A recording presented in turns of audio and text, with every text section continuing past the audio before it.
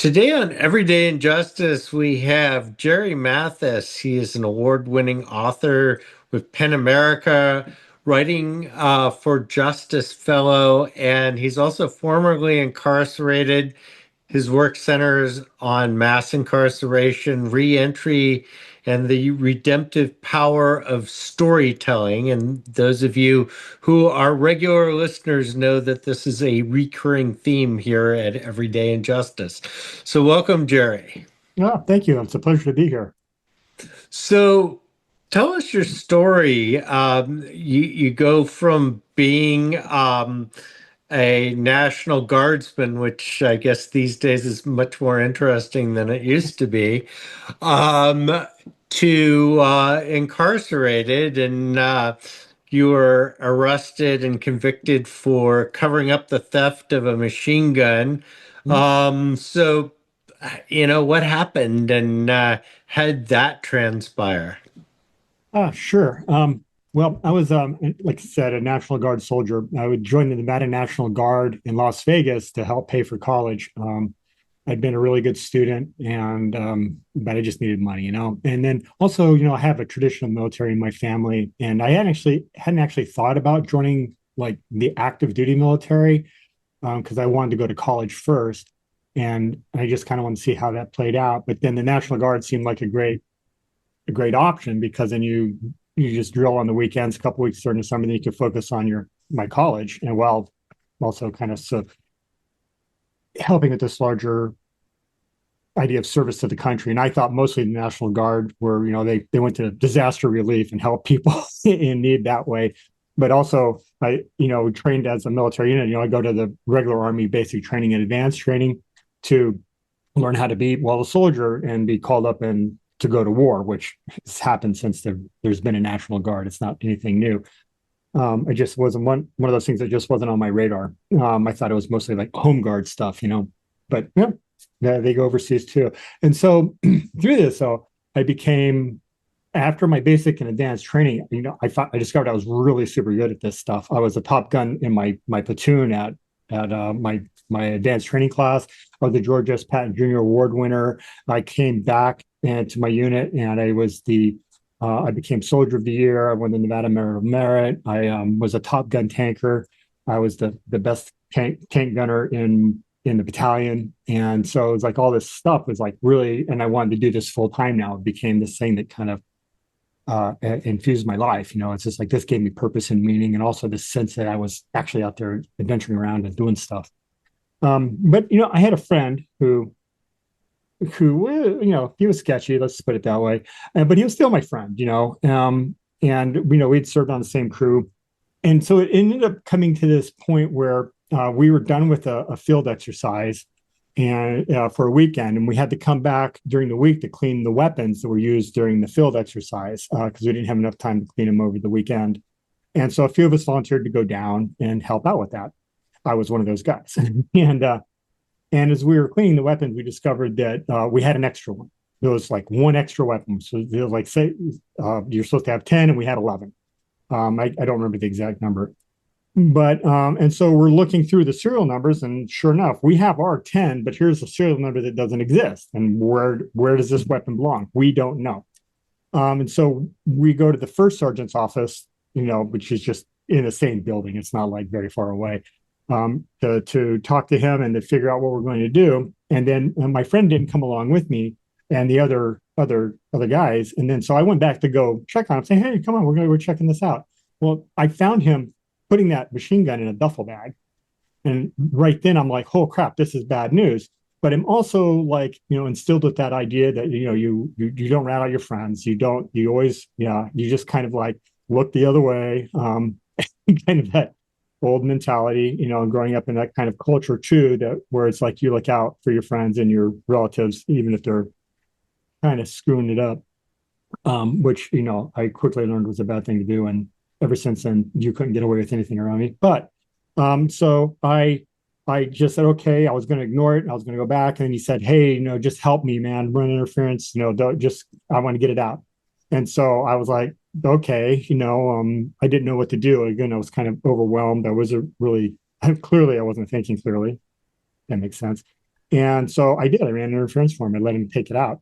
And when I followed him back outside, he was out there and he was like on an enduro bike and dirt bike, and for street use also. And he asked me to put it in my car because he couldn't carry it on his dirt bike. And I said, well, now I'm like really in a panic because it's going to be like, okay, if they even see us, I'm done. And so I said, okay, let's just hide it real quick and then we'll take care of this later. He promised to call me back. Well, eventually I was caught within 2 weeks. It seems like 2 weeks anyway. And, that didn't take much. And I ended up going to prison for this. And I, like I said, it was my actual, I was faced 4 charges and it added up to 40 years. And when you're 20 and you're listening 40 years, it was 40 years ago last year, that this had happened. I think about all that. It was just overwhelming and I didn't know what to do. And so, but anyway, they ended up charging me with 1 count, which was possession of an unregistered firearm, which is true. I mean, I'm not lying about that. And I was sentenced to 2 years in federal prison. Did So your friend end up getting no, caught? no, he did not. He did not get arrested or anything. And so, yeah, that was kind of another fine mess you got yourself into, Mathis. And so, yeah, but then I did that, and I went to a halfway house after that. I was released back to Las Vegas, and that's actually where my memoir is set. Is in that time I spent in the halfway house. It's actually the first chapter, the first page is me walking out of the Boron Federal Prison Camp in the middle of the Mojave Desert and getting into my ex-wife's car because she came to pick me up and bring me back to Vegas. And the narrative ends with me really balling it up again and the end of the halfway house. But it's in that liminal space between incarceration and freedom when you're neither free nor you're incarcerated, but you're kind of both. And also to dealing with how society looks at you, how they treat you, how they talk to you. And like I said before, I was like this really great student, taught me on tanker. I was like, yay, look at that guy. He's cool. Great friend, all that stuff. I was a great friend. But now it's like I have this whole other thing, this whole other stigma to try to overcome. And of course, you tell people that they don't see the degrees of gray in a person, they see felon. And you can tell that by how people, they ask that question on employment records, right? And so it's really hard to try to re-enter into society and try to make yourself a useful citizen again when nobody gives you a chance. And luckily, I found some people who gave me a chance, but it was hard. It was a struggle. And so that's why I centered my narrative instead of like the prison story or the, after I was released story. I thought this story was really important. And I came to this story because after my Penn America Running for Justice Fellowship, my Running for Justice Fellowship did more for me than just like help me along. It actually gave me my voice to be able to talk about this because previously I had not talked about this with anybody. My daughters didn't even know, and they were about to be 17 and 20 at the time. Because I don't know how that comes up in casual conversation with your kids as they're growing up, by the way. But I always promised myself that I would write this narrative. And if I got any of it published or if anything happened with it, then I would be able to tell them and say, hey, look, this is what happened to your father back when he was 20. And so it was kind of when Penn America awarded me a fellowship, it allowed me to really start to think about my narrative and how to tell a story. And I'd been earnestly trying since 2012. There'd been a few times early in my writing life that I tried to approach it, but I never got really past the first page without feeling totally like a poser or feeling like that intense sense of shame about trying to articulate this stuff when it happened. But like I said, want to ask you one thing before we kind of move on to the theme of reentry. But I mean, it just seems to me like this is not really the crime of the century. We can call it youth stupidity or whatever we want to call it, but I mean, it just seems a little ridiculous that you spend 2 years in federal prison over this. Yeah, yeah. there I am. There I am. And of course, the prosecution, it made the news, right? I mean, I was actually on national news, and the prosecution made it because I was such a great soldier. I mean, like I could shoot like crazy, and I was a martial artist and all that stuff. They made it sound like I was going to turn all that around on the American population at any point or anybody that talked to me. So, not necessarily the crime of the century, but definitely the crime of the day. Yeah. And it was like I said, it was really crazy. I was shocked about how much news it made. Well, I don't know because I was 20. It's just like everything shocked me. It seems like, but I was in a holding tank and there was like a TV on the wall, and there I am being paraded across the sidewalk in front of news cameras by BATF agents. And so it's like, well, there I am. But it's like really surreal because then it's just like that's just I was never, everything that's the moment everything changed. And as a counselor once told me, he said, at that point, the boy you were before is dead. You have to grieve for that and not hold on to that boy anymore, but become somebody new to re-enter society, right? To find some way to being in the world and finding meaning, because you're never going to be a soldier again. Even though I thought I could be, I was fighting my court martial, and even after that, because I had received an other than honorable discharge, I tried to re-enter the military through a waiver system. Took me like 2.5 years to finally run all my options that were exhausted, but I tried. It became like this obsessive thing because it's hard to leave the person you were behind. It's not easy. I mean, you can do that. Writing narratives help. And when I teach classes to the formerly incarcerated or incarcerated individuals and their families, it is about trying to regain this narrative and tell the story of who you are now as opposed to the story of who you were then against each other. So you end up with this kind of growth, right? Like Judith Herman would say, it's just like telling the story is the step two in overcoming trauma, and telling the story to people who don't judge you and also may have shared the same experiences. They don't have to, but they have to be sympathetic to what happened to you. Is the way to overcome that, but also to help rebuild the self. Also to help reclaim your narrative, because the prosecutors had me painted as one guy, the media had me painted as one guy, and then people who knew me had different ideas, right? But this is like, I tell this story. This is who I was. I can do that, and this also works not just for people reentering society from prison, but also people with PTSD, because Dr. Jonathan Shea actually used these same techniques, and he outlines these in the book, Achilles in Vietnam and Odysseus in America.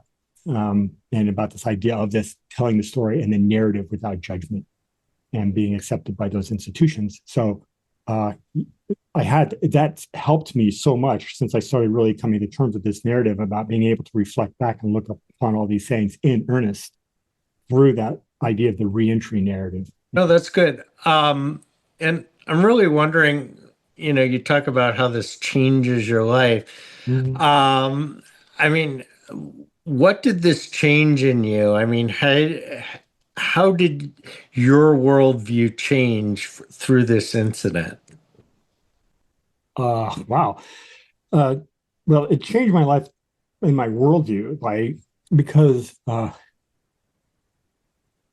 yeah, I mean, worldview is a big word for that because it becomes this thing when you get out that, well, you're a felon, right? And so obviously I have to deal with that because I wasn't a felon before. I wasn't even a bank robber before or anything like that. I mean, it's like they talk about you reform your life of crime, son. I'm like, I didn't have a life.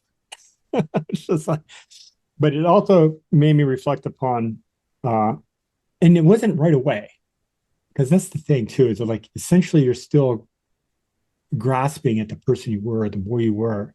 You're still, it's like, what am I branching out towards? What am I doing? I had so little meaning left of what it is I could do that I had to think about that in terms of like worldview, is like how people treated people who were incarcerated and have come out. It's just like, how does this crime and punishment thing work? How is it that we're feeling? But see, that wasn't right away. That didn't happen like overnight. Even when I was released, I came from a really conservative family. I mean, they were Barry Goldwater Republicans from Arizona. It's all like, you screw it up, you get what you get.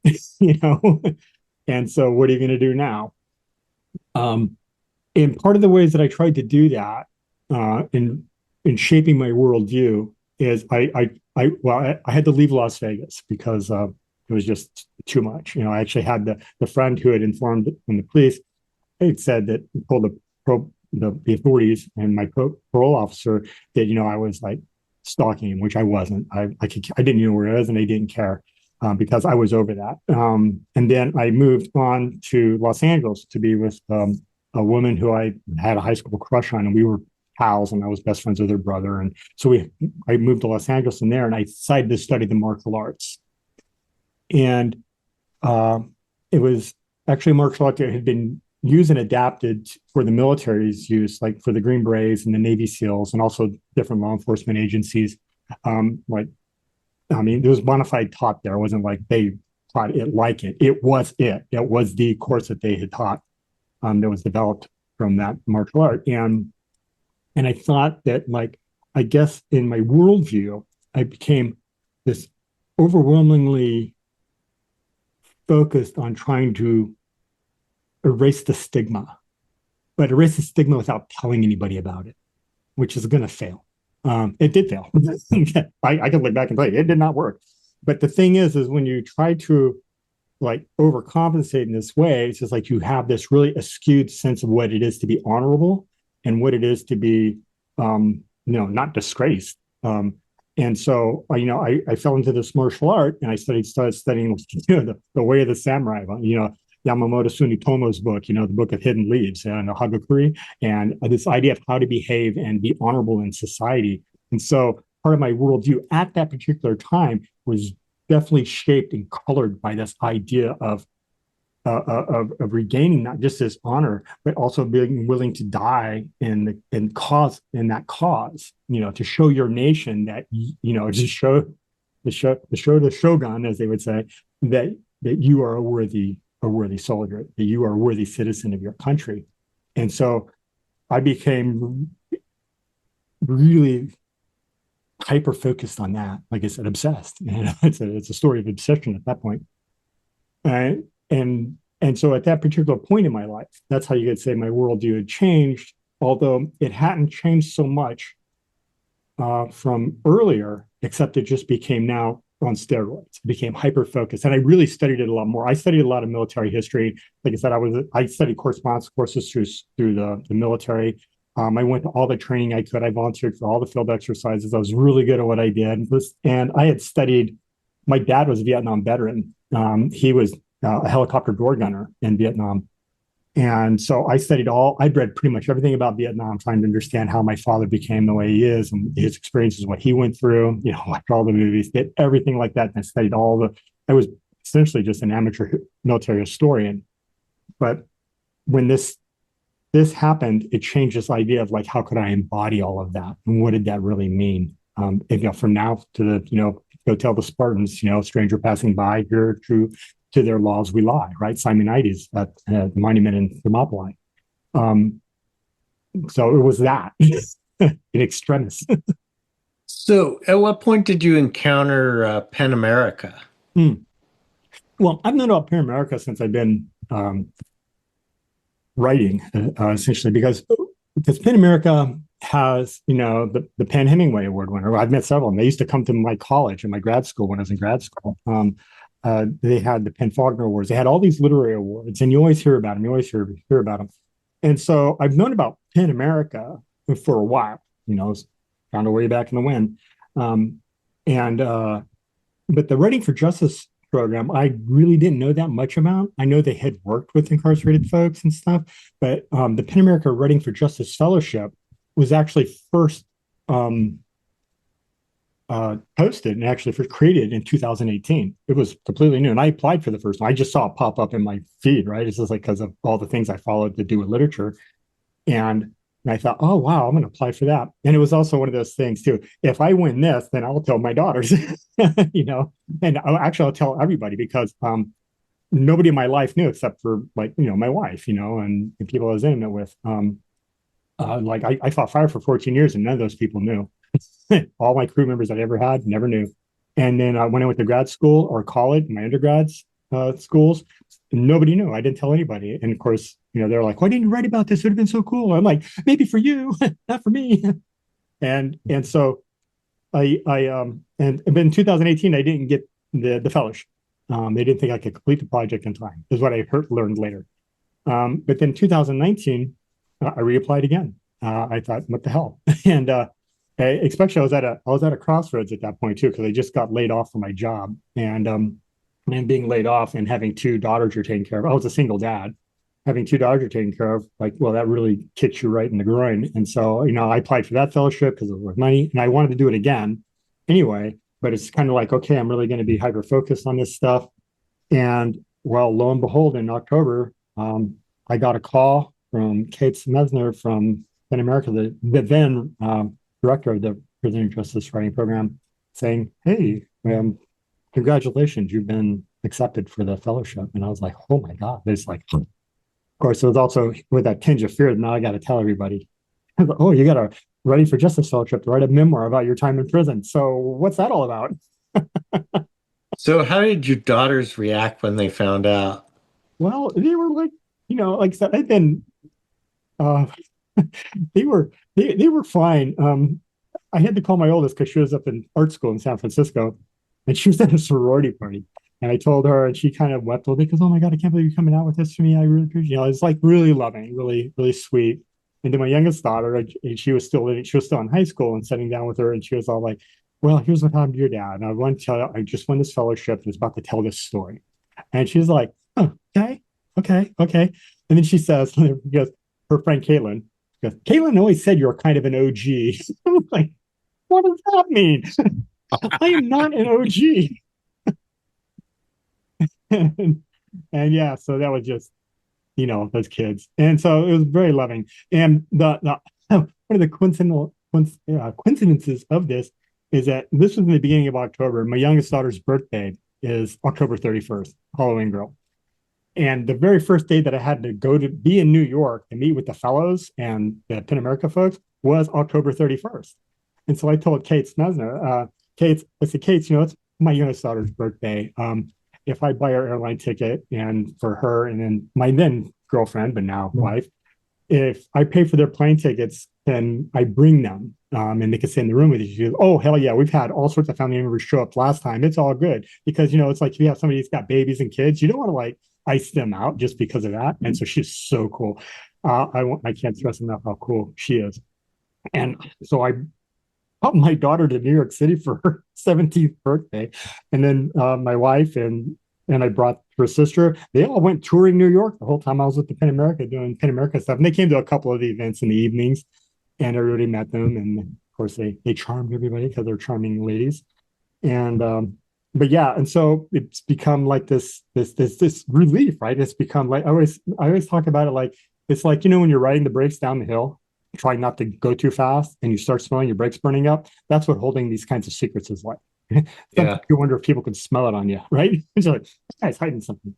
Um, so it was a huge relief. And as I before, although I didn't realize it at that moment, is now it's like I honestly say that like PEN America, gave me my voice, made me find my true and authentic voice to be able to tell these stories, not just the stories about incarceration, but the stories that happened after incarceration that I've told lots of. I mean, this is my fifth book. And these other essays and stuff, even though that is in the undertow of all those stories, it was never admitted to. So now if you read those stories, you think, oh my gosh, this, you could see the effect of these things as it moves on. So they released me in this great artistic way, I can't never be thankful enough for them. So one of the themes that you kind of explore is this notion of reentry as kind of the hidden punishment of Mm-hmm. mass incarceration. And, one of the things one of the points I always make is that, we run this society kind of back assward, right? Mm-hmm. Like we make it really difficult for people that are formerly incarcerated to succeed in life. Like we limit what they can do. You mentioned the difficulty of getting a job as a formerly convicted felon, and we limit people's access to educational loans and housing and food stamps. And it's like, if we want to make it really hard for people to get their lives back in order, we couldn't have designed a system better than what we had. I don't know if that's where you were going with this reentry thing, but that's kind of what I was thinking. Yep, you're thinking correctly because that's exactly how I feel about it. That's why I always like hold up the Norwegian model, who and they say these people are going to be our neighbors again, or they're going to go into other communities and be other people's neighbors. Why would we want to make it worse for them? And it starts in it's like every nation on earth, it doesn't matter how great the nation is, has incarceration. They just do. But it's how they handle it and how they handle the offenders is what makes the big difference. Because some people like addiction. Addiction changes your brain wiring. Addiction is something that is genetic. So it's something that people cannot actually put their finger on in any way and saying, "Oh, we can cure you this thusly through punishment." Punishment doesn't work for addiction. Never has, never will. But there are therapies that do work for addiction, even though and they'll talk about recidivism. They talk about the recidivism in a way that doesn't take into account that this person never got help for their addiction issues, or even in their, like in the case of the military, the PTSD, like the project I'm working on now, or have been working on for a while. I have a proposal out to some people now, is about the military's complex role in mass incarceration. You think about 181,000 veterans in prison, and 50% of them have some kind of issues from their service, but then it's never addressed and they just get punished for it. In fact, I published an essay called "The Homelessness of the Brave" with the United States Air Force Academy's lit journal called War Literature and the Arts. And I interviewed all these veterans on the streets of Los Angeles in front of the VA about what's happened to them and how their life. And every one of them has these stories. This is like, I just needed a hand up, and nobody's willing to give you a hand up once you've been in trouble. Especially if you're like, oh, you were a soldier, but now you're screw up. Oh, you're a screw up. You need to pull yourself up by your bootstraps. Because, dude, I'm not wearing any boots. I need boots. Give me some boots. As we know, like Martin Luther King Jr. famously said about bootstraps. And so that's one of the big flaws with the system too, is that like we take people who actually need help and just beat the hell out of them. And then we make, like you were mentioning earlier, we set up all these obstacles and roadblocks to help them even become successful at even a minor level to make a living or to help support their families. And that it's actually criminal in itself. I don't know why. And I'm assuming this is kind of how you felt as you were going through the process. Mhm. But what kind of challenges did you personally have? Well, nobody would employ me. I Well, had that's a problems big with, one. yeah. I had problems with alcohol addiction. And so, and it was in a way that I wouldn't say that I was an alcoholic, but it was in a way that it became like this act of rebellion against the system, or also to this psychological need to fit in with others and try to erase the past. So it becomes like this habitual thing and a kind of a personal identity. Yeah, I guess so. Because you want to fit in with the guys. You're a working class guy. You guys go out and drink beers, and you don't want to be the guy that's not drinking beer because you're in a halfway house. You don't want that. You want to try to fit in, at least for me. And so that was part of the flaws. And there was no mechanism to help with that issue. In fact, there was only punishment to that.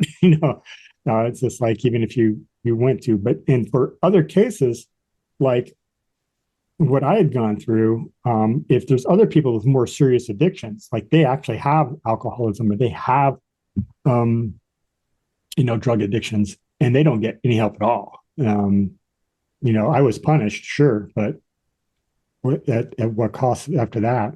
Because my life did not go well for quite a few years. That's the other thing too, is they knock you so far off the rails that you spend so many years trying to make it back that you've wasted 6 or 7 years of your life just trying to find equilibrium because you're so far in a hole, and it's a dark hole. I Yeah, do want to hit one other point before sure. we run out of time here. Right. And as I listen to your story, and I'm not trying to minimize things, but Mm-mm. if you think about this, right? Like you did not commit, like we already mentioned, not the crime of the century. It wasn't your intention really to commit a crime anyway. You come from a pretty good background. You had family support, you had goals, you had a whole lot going Mhm. for you. And yet this thing, which, 2 years is 2 years, but Yeah, it's we 2 years. know people that are, it's 10, 20, 30 years. Hmm. So like 2 years is relatively short. It's amazing to me how much this whole thing spun you, Hmm. and how hard it was for somebody who was relatively well off to get their life back on track. Hmm. I think it's hard for everybody. It doesn't matter how much time you serve. It's like Dr. Jonathan Shea would say, he goes, it doesn't matter how intense the combat was that you were in or how long you served in combat. It matters that you served in combat. Um, and I think it's kind of like one of those misleading things too. That said, "Oh, you had 10 years, but these other guys had 10." I guarantee you, when they come out, they're going to have the same problems. But they just laid. But that doesn't, again, minimize what I went through just because I had a shorter sentence. Um, and in fact, in some ways, it's really weird because you're so young, you don't actually have time to actually reflect it all. Think Yeah. about those kinds of moments about how long it takes to come back. But then, if you're not given those tools, then I don't know, or even support in the community that way. How did you get yourself back on track? Um, yeah, good question. It was a long process. It's after I left Las Vegas. Well, I was in Los Angeles for like 3 years, and that all fell apart because I was trying to join the military, and I kept trying to be exceptional in this way. It kind of burned up my relationship. I went back to Vegas, and I spent 3 years there just studying poetry and philosophy and being drunk all the time. And Las Vegas will do that to you. But then I ended up marrying a woman in Las Vegas again, my second wife. Um, and she had a gambling problem. And so we moved to Idaho to try to put it all behind us. We just kind of wanted to shed the gambling and drinking and carrying on all night and into the next day. And I thought that because I'd been, like I said, studying poetry and philosophy on my own. I didn't go back to college because I felt I just I just couldn't. Um, and I wanted to be a writer, and so I started writing poems and poetry and stuff. And so we moved to Idaho, where she had family. We started living in Idaho, started trying to get it all back together, be clean, be sober. And then I started going up to Alaska to go commercial fishing and try to work real hard and do these kinds of things. And so I think at that particular point, that's when I started. Of course, I wasn't telling anybody I was a felon anymore. I was just saying I'm just here to work. And so at that particular point, I started getting that, what you could say, back on track to living a normal life where I just work and I can go home and I could drink some beers or write some poetry, go to a ball game or something. And so it was at that point that it really started to change for me. My real change came after my first daughter was born. I'd been fighting fire for a couple of years. And it was that when she was born, and I held her in my arms for that first time, it was like I understood I had to go back to college. I had to become the writer I was and quit living these other lives because, it's just like, even though I was a firefighter, I was the assistant fire warden of the whole district, 250,000 acres or something like that. Doing forestry planning, leading crews. I left that. Now I kept doing it during the summertime to make money so I could go to college and support my kids. But it's at that particular moment, my whole life shifted and I became this other guy yet again. But and so I went through all I got my undergraduate degree, I got my graduate degree. I was a Jack Kent Cooke scholar to help fund my graduate education. And then I started writing. I started publishing books, started publishing essays, poems, and now I've got, like I said, 5 books, 2 chapbooks. I've written a libretto, 3 1-act plays. I just did the video essay I told you about with the Massachusetts Review. I did another one for Spaces Lit magazine. I've got a couple of short films under my belt. The one I wrote for Rehabilitation Through the Arts, which actually is the frame for my book. It's actually the obstacles a newly released inmate faces in the halfway house upon their release that I wrote about alcohol addiction. Um, yeah, and so basically I could trace it straight to that point where I reconfigured my life, and then before that, getting my life on track back to that point when I left Las Vegas and I moved to Boise, Idaho. All right. I hope that Well, makes sense. we're just about out of All time, right. but you have an amazing story, and I feel like we only scratched the surface of it. But that's the nature of things. Yeah. But thanks for coming on and sharing it Yeah. with us. I'm happy to, and I appreciate being invited. It was a huge honor. So this has been Everyday Injustice. We've been talking with Jerry Mathis. He's with PEN America, writing for Justice Fellow.